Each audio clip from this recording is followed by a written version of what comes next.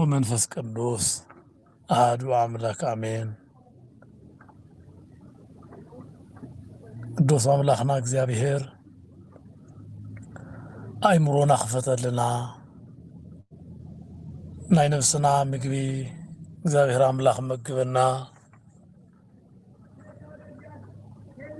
እግዚአብሔር አምላክና ንቦታትና ንሐዋርያት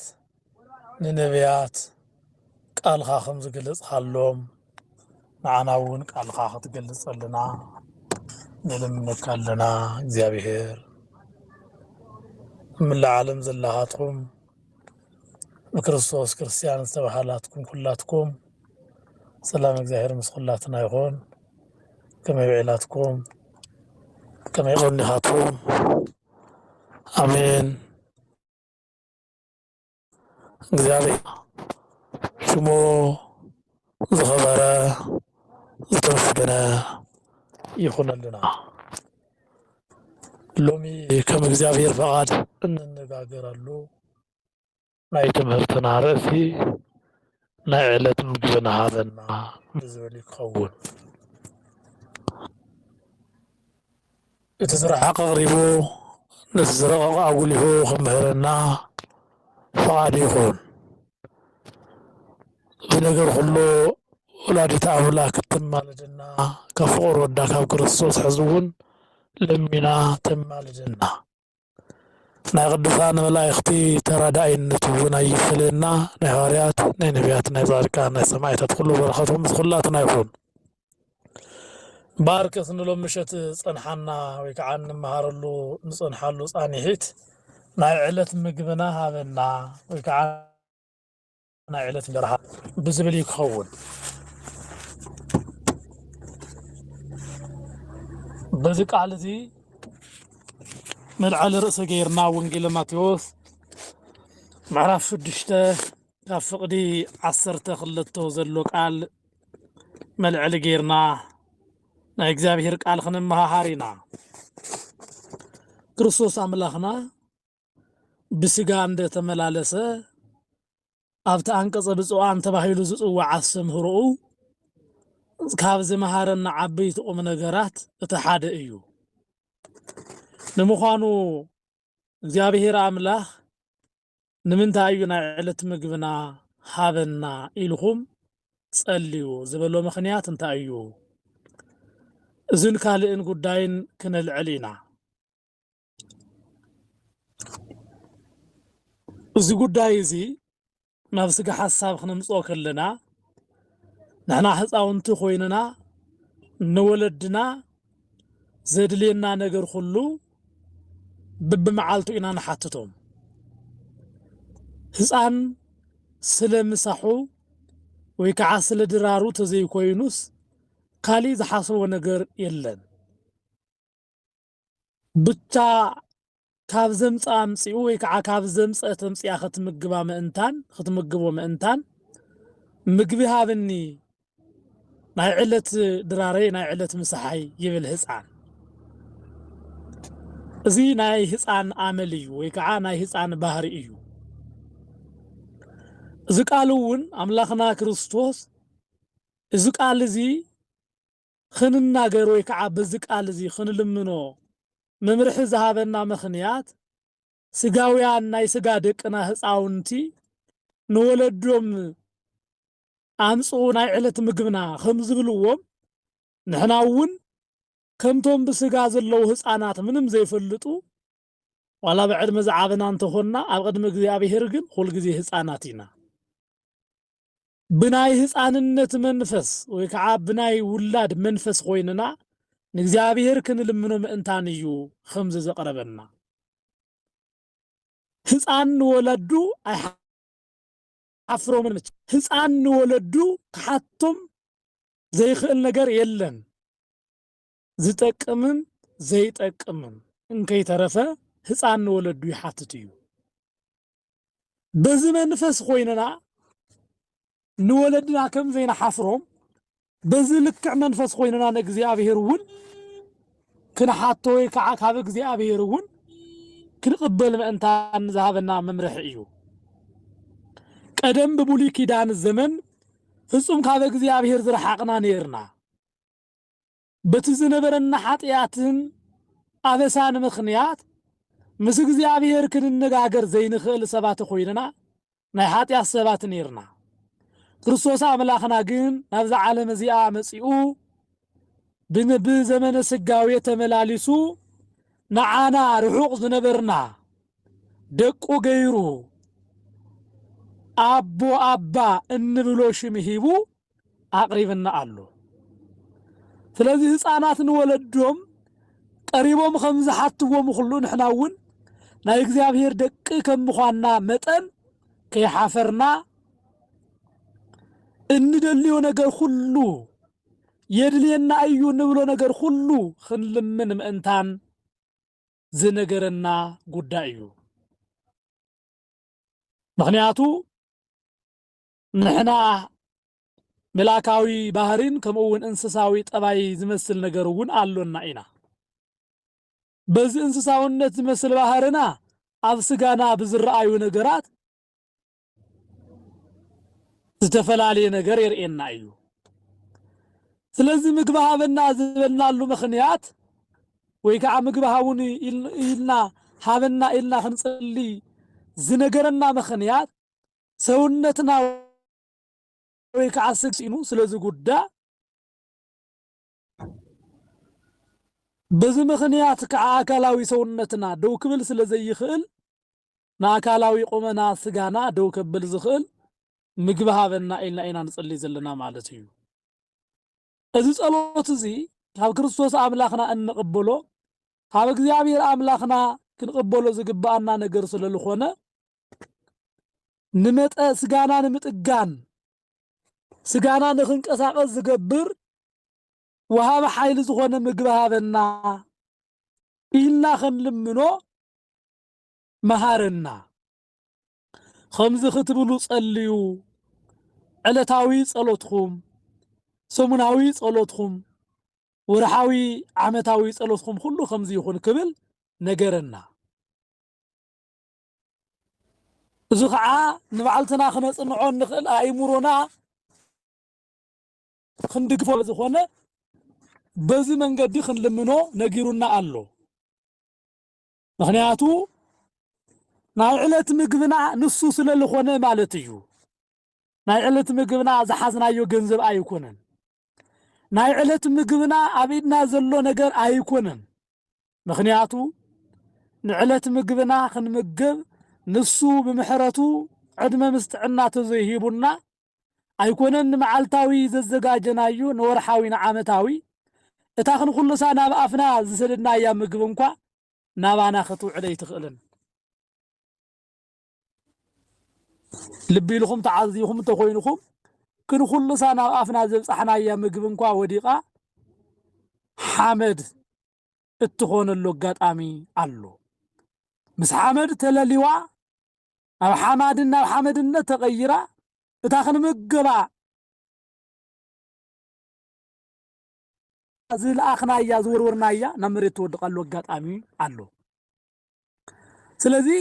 ናይ ዕለት ምግብና ሃበና ክንብል ከለና ንሱ አቦና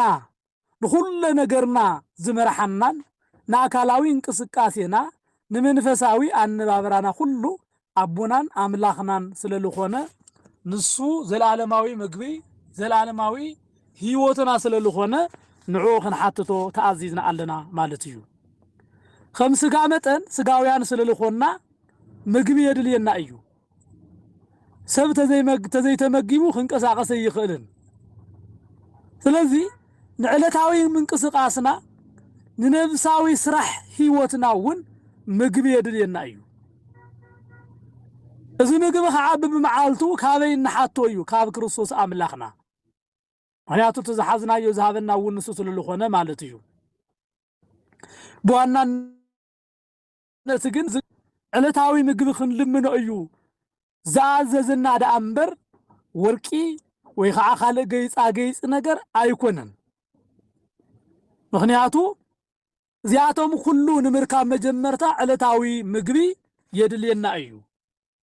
በዞም ገይፅታት ሁሉ ንምግያጽ ወይ ከዓ بزوم نجارات كله وقوم ملكعون خوين خان مركب حادثة مجمر تاخ مجب الله سلازي وسان نجار سلالي خونا علتاوي مجبي خن لمنو من عزيزنا الله مالتيو كريستوس أملاخنا عزيزنا الله بزح زاد لينا نجار الله نجار جن قدم كلون على كلون علتاوي إنجرا خن لمنو جن عزيزنا الله مالتيو زخاء زاد لينا نجار نصو سلالي خونا مالتيو نهيوتنا زاد لينا نجار نصو سلالي خونا كريستوس أملاخنا ظالم منازي آخن لمنا مهيرنا الله مالتيو إذا كله نجار تخلو منه نجار تخلو في السامة ويكعا دليتنا تمنيتنا كله عاوزة على تاوي مقبي زيت مسرة أيو مالتيو سلازين عنا زقبعنا مقبها بنا إلا نخل منه أيو زنجرنا مالتيو عاوزة قد دايزيا تخرط غيرنا انترئنا إياه كم مقبين لعل زخونا نجار اتناتنا زي كونا نجر اتكزيابير زي فقد الله نجر نخين منه نخين دلي زيابير بزاك على زيا أسيرو علو ناي خالق زخونا هابتن نبرتن بتمنيت ناتنا زي خونا نجر كين وصد مئنتان كين حاسم مئنتان علتاوي مقبي مسهابنا كاو قصيرو نزهبنا نجر ككم عقمنان ككم متأنان بس أقاخ نقبل مئنتان وانا تخرتنا جن علتاوي مقبي خيس إننا خل منو خمس جبأنا ينقرنا علو مالتيو أبزي كن زخخروم زجبأنا حساباتنا عيلة انجرا عيلة مقبي زتوها لجن انت أيو نبذ بالحساب نمسامو نرأينا اشتا عيلة مقبي زتوها له بخالة رقم عيلة مقبنا خنبلك لنا بمعالتو كي سرحنا يداونان يقارنان أسيرنا ويكعا خوفيلنا خنوع النسخة مقبنا زبل حساب يبولون انت أيو انت تباهلو اتز سرحوو اتوصي وريد زرخبكو نجر بارخ اللي مالتيو مبر ما علت مقبنا خذنا أيو نسو يفلت اندابلخا إدخان اقرخان أسير كاموعال أيكونن غنياتو مس እግዚአብሔር ኮይንና እንዳጻዓርና በተዘተዋሃበና ጸጋ ንእግዚአብሔር አምላኽና እንዳመስገንና እንዳሰራሕና ክንበልዕ ተአዚዝና ኢና ነዚ ጉዳይ እውን ቅዱስ ጳውሎስ እንታይ ኢሉ ዘይሰርሕ አይብላዕ ኢሉ ዘይሰርሕ አይብላዕ ናብ ገዛ ናብ ሰብ ገዛ እንዳዞረ አብልዑኒ አስትዩኒ ዝብል እግዚአብሔር አይፈቱን بمسارتون هكوي ويخع سنف سب እግዚአብሔር አይፈቱን سنف سب አይፈቱን ስለዚህና ዕለት ምግብና ሃበና ከንብልክልና በብመዓልቱ ከይሰራሕና የዳውናን የጋርናን አጣሚርና ወይኸዓ ኾፊልና ዕለታዊ ምግብ ሃበና ንሕና በዓለም ወሬ ንጸመድ ዝብል ሐሳብ የብሉን እሞንታ እዩ ተተባሂሉ ግን እናሰራሕና اتزبارخ اتزسرحنا ايو بارخلنا سريحخا وصيخا وريدكا ونكو بلاعي ازولعو حدا غزي خمو خيقاطمنا እግዚአብሔር አምላክ اتزسرحنا ايو ببركتن بطعنا نخويننا خنبلعو تزسرحنا ايو تزسرحنا ايو ገንዘብ نحكمنا خيخوننا سريحهم سباتكو حنت ነገር ከይተጠቀሙሉ نحكمنا ጥራ ኮይኑ ዝተረፉሉ አጋጣመሉ አይምጻ እዩ ወገናተይ እዚ بزي مفلات ግን ተዛሓዝናዮ ገንዘብ ካብ ኻሊ ካብ ትዘልናዮ ደረጃ ናብ ኻሊ ደረጃ ከም ዝመሓላለፈና ኢና ንሓስብ ንሕና እዚ ናይ ዕለት እንጀራ ዝብል ቃል بزي ምዝካር ወይ ከዓ بزي ምርዳእ ዝመጽእ መከራ እዩ ሰባት ክበልዑን ክሰትዩን ኣኪቦም ይሕዝዎሞ ድሓር ግን እቲ ዝሓዝዎን እቲ ዝሰብሰብዎን ነገር ሁሉ በላዒ ዝበልዐሉ አጋጣሚ አሉ እንታይ ኢሉላ ወንጌል ዝነግረና ቃል ከምዚ ክብል ነጊርና አሉ ሓደ ሃብታም ብዘማሃሮ ምህርቲ ወይ ከዓ ብዝገበሮ ናይ ብዝረኸቦ ናይ ሕርሻ ምህርቱ እንታይ ገይሩ ኩሉ ነገር አኪቡ ድሓርነታ ነብሱ እንታይ ኢልዋ ደጊምስ ንዘመናት ዝኣኽለኪ እኽሊ أكيبا اللهو اتي قوترا خفرصو إيه تمعا خنتو قفو كالي قوترا ون خسرحيه نفسي وانت حقوسن بلعن خبلا إيه نخرام خراموت زخون نجر سبسيبا اللهو كبل تمس عادقة قويتا جين بتالي تتي أمسيو نفسها كافسجها خفليوا ملاك موت ملايخ تموت بس يوم قالو إذا كله زجبر كايو صرح كايو بلا يخبر عيو إلو بمثل هذا تناجرون نجر قالو موت لبامنت تسرح كايو نجر كله እግዚአብሔር ከባረኸል ካምል ማንዩ ተሰራሕናዮ ተዛሓዝናዮ ሁሉ ናትና አይኮነን ሰሪሖም ንመቃብር ዝገብርዎ ንመቃብርን ንሕክምናን ኮይኑ ዝተርፍ ገንዘብ ከዓሰለለሎ ተዛሓዝናዮ ነገር ባረኸልና ዕለት ደኺምና ዝረኸብናዮ ገንዘብና ባረኸልና ቀድሰልና ማለት እዩ ናይ ዕለት እንጀራ ሃበና ክንበልከልና أنا أتوقع እግዚአብሔር ተዘይባሪኽዎ እታ ዝቀረበት እንጀራ እንኳ ምብላዕ አይካልን ይካልዩ አይካልን እስራኤላውያን ኣብ ኦሪት ዘጸአት ምዕራፍ 16 ዝተጻሕፈ ታሪኽ ኣለዎ ናይ ዕለት ምግቦም ክሕስቡ ተኣዚዞም ነይሮም ንሳቶም ግን እቲ ካብ ሰማይ ዝወርድ መና ሓደ መዓልቲ ዝኣክል ጥራይ ክእክቡን ክስብስቡን ተኣዚዞም እንዳለው ነገር ግን እስራኤላውያን ሕልፍ ይወስዱ ነይሮም በዚ ምኽንያት ከዓት ናይ ሰማይ እንጀራ ተሪፍዎም ኣሎ ምኽንያቱ እግዚአብሔር ንጽባሕውን ከውርደልኩም ዕለት ምግኽበኩም ኢሉ ነገር ግን ንሳቶም በታ እትመጽ ጽባሕ ንእግዚአብሔር ኣይኣመኑውን ናይ ብዙሓት ጸገም ናይ ብዙሓት ሰብ ጸገም ታዩ ተባይ ሎም ዝመገበና አምላኽ ጽባሕ ከም ዘይመገበና ምእማን ሓደገኛ እምነት እዩ ሎም ዘውዓለና ዝሓደረና ንጽባሕ ንሱ ወሕስና ዘይኾነና ምኽንያት እንታይ ኣሎ እስራኤላውያን በዚ ምኽንያት እዚ ትካብ ሰማይ ይወርድ ዝነበረ እንጀራ ንሱ እሙን ኮይኑ እንዳሃቦም እንዳሃለወ ነገር ግን ንሳቶም 3-4 መዓልትን ብምስብሳቦም ምስ እግዚአብሔር ዝተባኣሱሉ ነገር ኣሎ ስለዚህ ክርስቶስ አምላኽና ከምህርና ከሎ ናይ ዕለት ብለምበር ናይ ወርሕ አይበለ ናይ ሰሙን አይበለ ናይ ዓመት አይበለ ናይ 5 ዓመት አይበለ እዚ እንታይ እዩ እቲ ዕለታዊ ምግቢ ክንልሙኖ ዝኣዘዘና ብዋናነቱውን ብመዓልቱ ክንጽልይ ከም ዝግባአና ዘረዳአና እዩ ሓደ ሰብ ዓመታዊ ምግቢ ይሃበኒ ኢሉ ዓመት ሙሉእ ክድቅስ የብሉ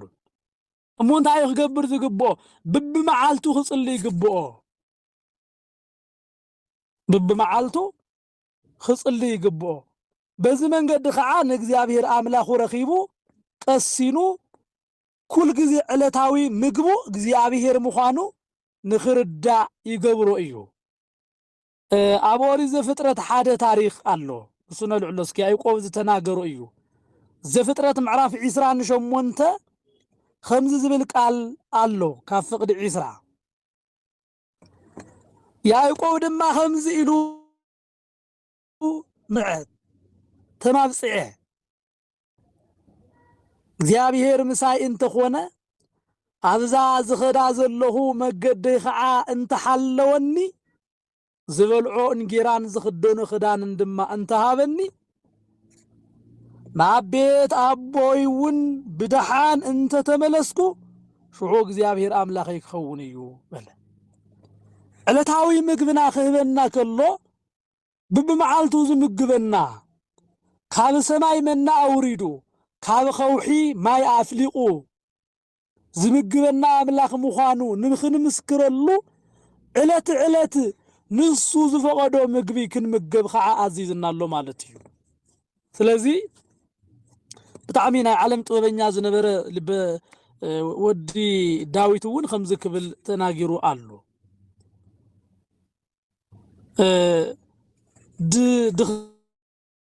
ድኽነትን ዓብይ ዝኾነ ድኽነትን ዓብይ ዝኾነ ሃብትን ኣይተሃበኒ بلا نجرجن نهيوته ويكعان نزمن يزاخلني مجبجن هابني خبل تناجر الله رخم ورا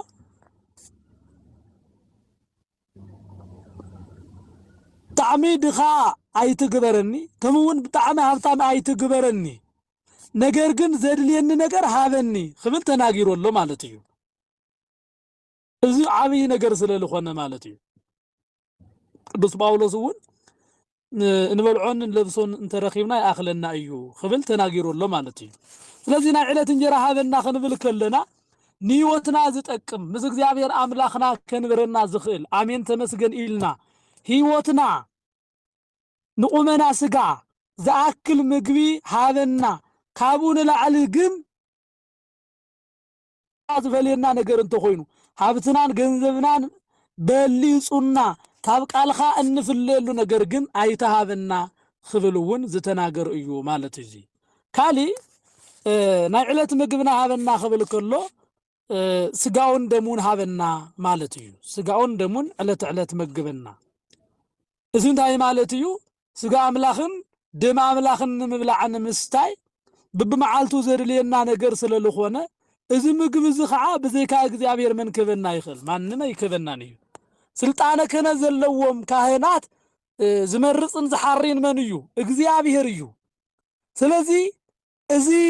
سلطان كاهنات يبو علت ونهيوتنا ننفسنا نسجانا دحنت زخونة نزل عالم حيوان خويننا خنبر زقبرنا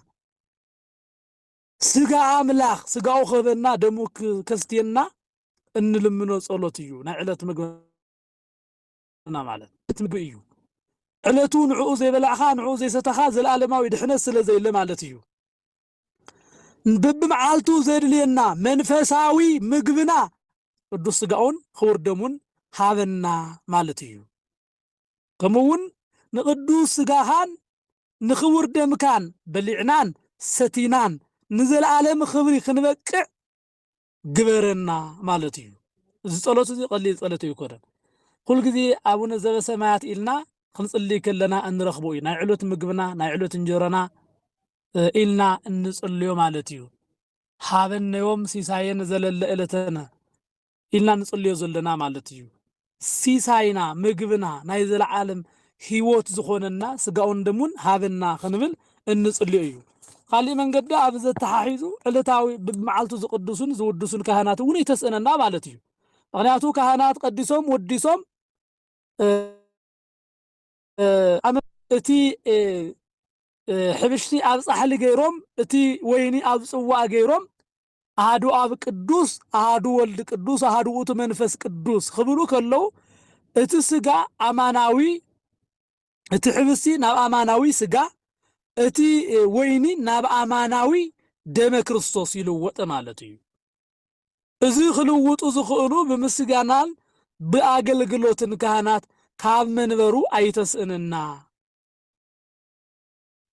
قداس ካህን ካብ ደብሩ ታቦት ካብ መንበሩ አይተስእንና ማለት ውንዩ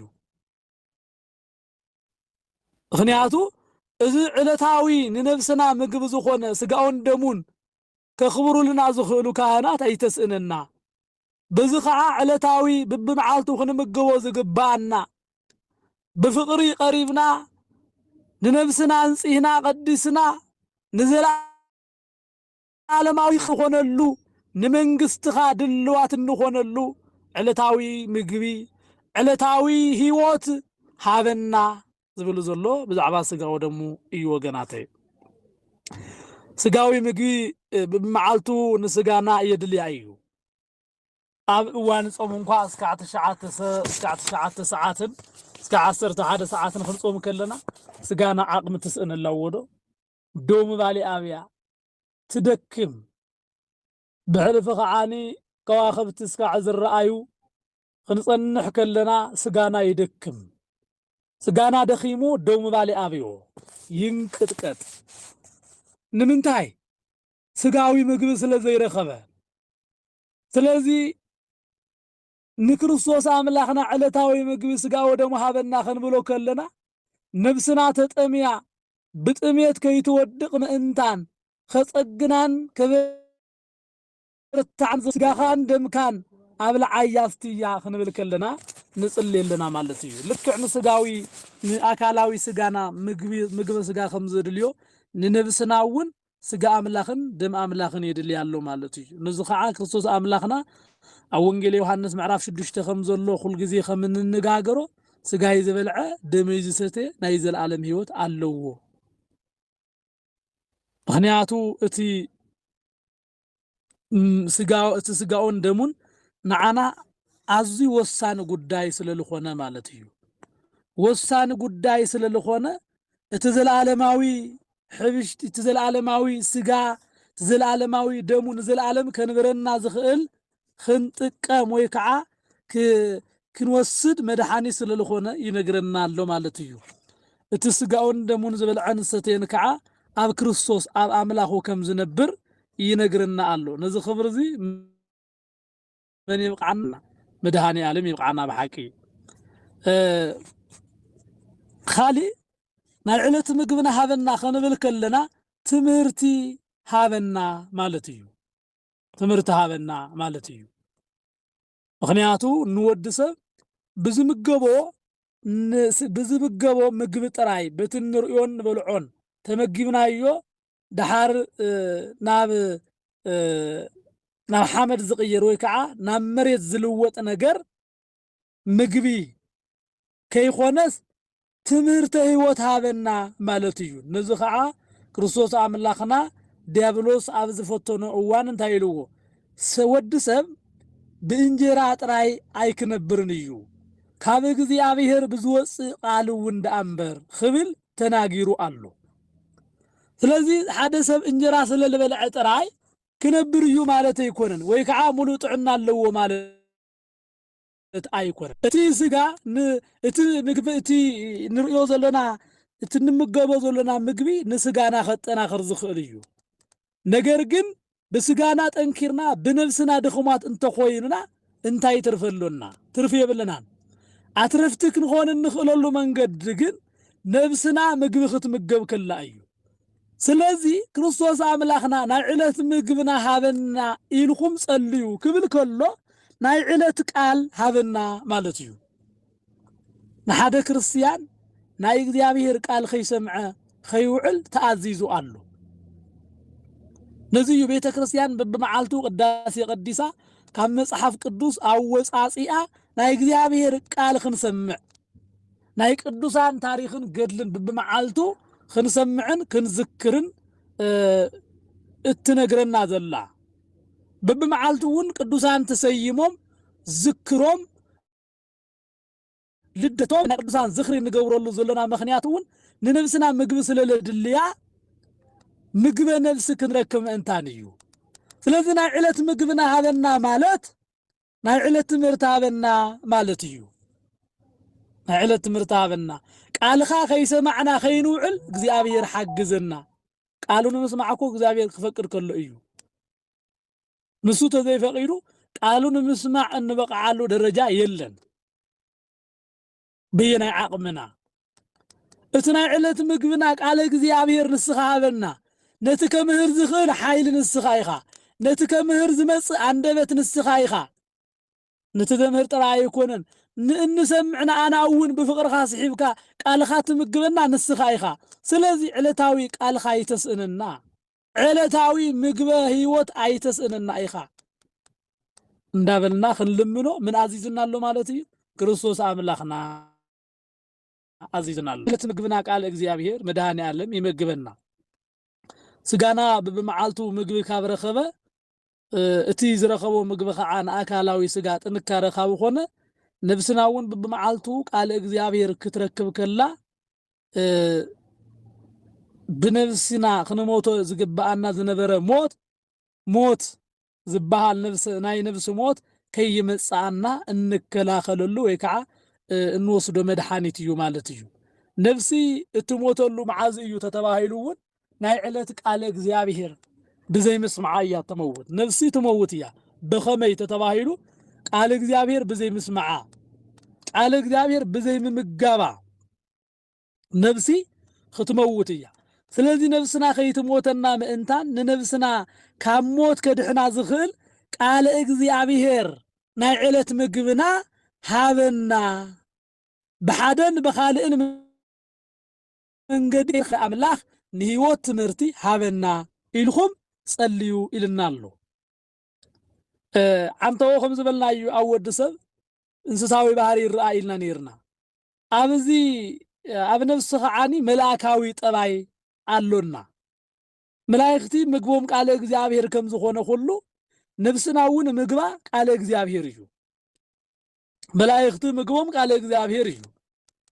ሁሉ ነገሮም ቃለ እግዚአብሔር እዩ ናይ ነፍሲ ምግባውን ቃለ እግዚአብሔር እዩ መንፈሳዊ ምግቢ ቃለ እግዚአብሔር ያትመገብ ስለዚህ ቃል በመዓልቱ ናይ እግዚአብሔር ቃል ምስማዕ ተኽእሎት ንስኻ ኢኻሞ እግዚአብሔር አምላኽ ናይ ዕለት ምግብና ቃለ እግዚአብሔር ንነፍስና ኸጠቅም ዝኽእል ሃበና ኢልኹም ጸልዩ ኽብል ናይ ዕለት ምግብና ሃበና ኢሉሎ ማለት እዩ እግዚአብሔር ናይ ዕለት ምግብና ቃለ እግዚአብሔር ክህበና ፈቃዱ ይኹን እሺ ካሊ እዚ መንፈሳዊ ቃለ እግዚአብሔር እንተጠፊኡ ነፍስና ተጠሚያን ተራሒባን ንሞት ዘብጽሕ ሕማም ኸገጠማ ይኽእል እዩ ስለዚህ መንፈሳዊ ምግቢ እንተጠፊኡ ስጋዊ ምግቢ ተተመገብና እንታይ ትርጉም ኣለዎ አይንጸግብን ዋላ ረድኤት የብሉን ስለዚህ ነትንምገቦ ስጋዊ ምግብን ከይተረፈ ረድኤት ክኾንና ዝኽእል ናይ ነፍስ ምግቢ ቃለ እግዚአብሔር መግበና ሓግዘና እንዳበልና ክንጽልይ ከም ዝግባአና ናይ ዕለት እንጀራ ሃበና ኢልና ክንልምኖን ክንጽልይን መኺሩና ኣሎ ክርስቶስ አምላኽና ካሊኡን ምልዓል ይከኣል እዩ ንሎሚ ግን ዝያኽልና ዝማሃረና ዝመዓድና ቅዱስ አምላኽና እግዚአብሔር ዝተኸበረን ዝተመስገነን ይኹን አሜን